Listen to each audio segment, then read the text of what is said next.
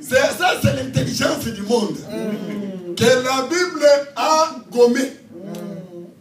Mais la Bible déclare que quand cette parole sera apportée, les méchants, c'est-à-dire ceux qui n'ont pas de l'intelligence. Donc nous allons toucher l'intelligence. Voilà. Vous comprenez cela? Vous devez savoir que même si tu n'as pas été sur le banc de l'école, mais si tu comprends ces choses, tu es très même si tu n'as pas de diplôme, 0 sur 10. et que tu n'as pas au nom de l'université, n'importe le nom de tous vos universités. Mais je vous dis, si quelqu'un a cette intelligence-là et qu'il n'arrive pas à saisir la voix, à croire à cette voix, c'est un méchant. Première catégorie de gens, ce sont des méchants. Maintenant, deuxième catégorie, ce sont les gens, des frères et des sœurs, qui sont dans cet évangile, soi-disant éternel, je dis soi-disant entre guillemets éternel, mais en réalité, qui ne comprennent rien. Ils apprennent, ils ont des années, des jours, des mois. Mais vous sentez qu'il n'a jamais ou il n'a jamais compris à quoi il a cru. Malgré l'expérience. Vous voyez ça? C'est-à-dire c'est un méchant. Même un prédicateur qui ne comprend pas ça. Parce que la Bible dit l'intelligence. Suivez très bien. Quand vous allez dans l'Apocalypse, quelqu'un qui n'a pas l'intelligence, comment il va calculer le nombre de la bête? Parce qu'on dit que c'est lui qui a l'intelligence. C'est Apocalypse 13. Notez ces passages-là, lisez. Mais notez Apocalypse 14 et 13, 18. Allons tout droit pour saisir certaines choses. Apocalypse 13, 18. Oui. C'est ici la sagesse. Voilà. Que celui qui a de l'intelligence calcule le nombre de la bête. Car c'est un nombre d'hommes. Et son nombre est de 666. Voilà. Tous ces gens qui ont étudié viendront pour expliquer. 666, c'est écrit. Ce n'est pas ça. La Bible dit que celui qui a l'intelligence. Donc, l'intelligence, c'est la sagesse. La sagesse calcule, c'est ça, les nombres, c'est ça, non? On dit c'est un chiffre d'homme. L'homme en question, c'est qui? Parce que l'homme là, parce que Paul avait l'intelligence et la sagesse, Paul dit, cet homme viendra jusqu'à s'asseoir sur le trône, et s'appeler Dieu. Donc, Paul confirme que lui avait cru et il avait l'intelligence. Parce qu'il a ce qui est l'homme. Il a répété ça aussi. Donc, deuxième catégorie, des gens, des méchants qui peuvent être dans les assemblées des saints. Ce sont les gens qui sont là. On a prêché et on prêche et ne comprennent rien. Jamais ils arrivent vraiment là où il faut arriver. Oh, bien-aimé frère, ma soeur, tu es appelé à croire pour devenir chrétien. Non, devenir chrétien, ce n'est pas une discipline humaine. Quand vous allez, vous voyez les prêtres catholiques. Quand vous le voyez, ils vous diront qu'il est chrétien. Pourquoi? Parce qu'il est simple, il s'habille dans une chemise légère, les boutons jusqu'ici. Les prêtres que moi je connais, les jusqu'ici, et puis quand il faut la voiture, non, et c'est seulement les VW, les coccinelles, pas coccinelles, les anciens coccinelles là. Donc, simplicité, ici, ils sont en sandales. En babouche là, marche calmement.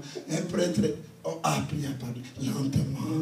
Tout ça, que celui-ci, c'est un chrétien. Mais quelqu'un qui n'a pas cru, et comment est-il devenu chrétien? Parce que pour croire, il faut écouter la voix. La voix, c'est la voix qui sort de l'Apocalypse 14:6.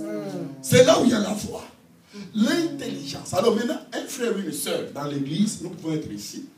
Jusqu'à présent, il peut y avoir des frères et des sœurs qui viennent, mais qui ne savent pas. Qu'est-ce qui fait notre différence avec ce que nous croyons et ce que les autres ne croient pas? C'est pourquoi demain, quand tu vas venir, nous ne sommes pas là. Non, non, l'essentiel c'est prier. Tu vas entrer là. Donc le lendemain, si tu es dans ton quartier, oh, je n'ai pas le transport. Bon, je n'avais pas le transport. Je suis entré ici. Tu entres là. Parce que tu n'as pas encore entendu la voix et tu ne connais pas ton identité. Est-ce que vous me suivez très bien? Donc demain, non, je n'ai pas eu les moyens d'être là. Mais j'étais un peu chez les protestants ici. L'essentiel, mais ils ont bien prêché aussi. Hein. De Jésus aussi, c'était trop bien. C'est comme ça que tu vas en parler. Le lendemain, ce sera non, mais j'étais avec eux dans la prière des jeunes de 3 jours. Vraiment, Dieu a agi. Oui, c'est comme ça, bien aimé frère. Mais le point que je vais te montrer, c'est tu dois savoir qui es-tu. Tu as cru à quoi? Qu'est-ce qui te différencie des autres? Maintenant, l'Écriture déclare que l'intelligence là, c'est la sagesse. L'intelligence, c'est la sagesse. Vous êtes d'accord avec moi? Selon Apocalypse chapitre 13. Maintenant, quand nous descendons, nous entrons, que la Bible dit qu'il y a eu 3 anges.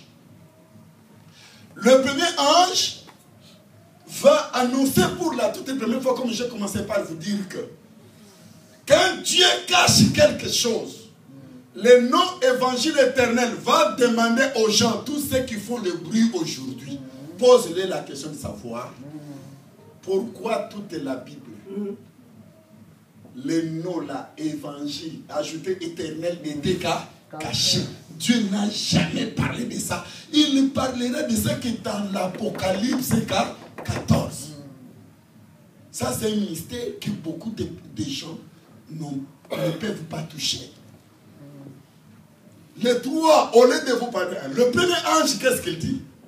Qu'on nous lise le premier ange. Tenez qu'il y avait 3 anges, je vous parle de ces 3 anges. Apocalypse 14:6. J'ai vu un autre ange qui volait au milieu du ciel. Il avait un évangile éternel pour l'annoncer aux habitants de la terre, à toute nation, à toute tribu, à toute langue et à tout peuple. Ici, le premier ange, il avait un évangile. Et cet évangile est annoncé à toute langue. Ceux qui disent que l'évangile éternel viendra après l'enlèvement doivent apprendre que après l'enlèvement, c'est fini. Et que toute langue n'aura pas l'occasion d'écouter et d'entendre encore un autre prédicateur ou l'ange là. Est-ce que je me fais comprendre? Amen. Déjà, on dit toutes les langues et toutes les habitations, les habitants de la terre. Est-ce que vous me suivez bien? Je décortique cette écriture pour vous. Ce qui veut dire, c'est pour toute la terre. Quand on dit toute là, ici, Dieu voit, premier aspect, l'enlèvement n'a pas encore eu lieu. Pour saisir bien, il faut aller dans 1 Corinthiens, chapitre 1, qu'on nous lise. Tu dois savoir comment présenter ce que tu as cru.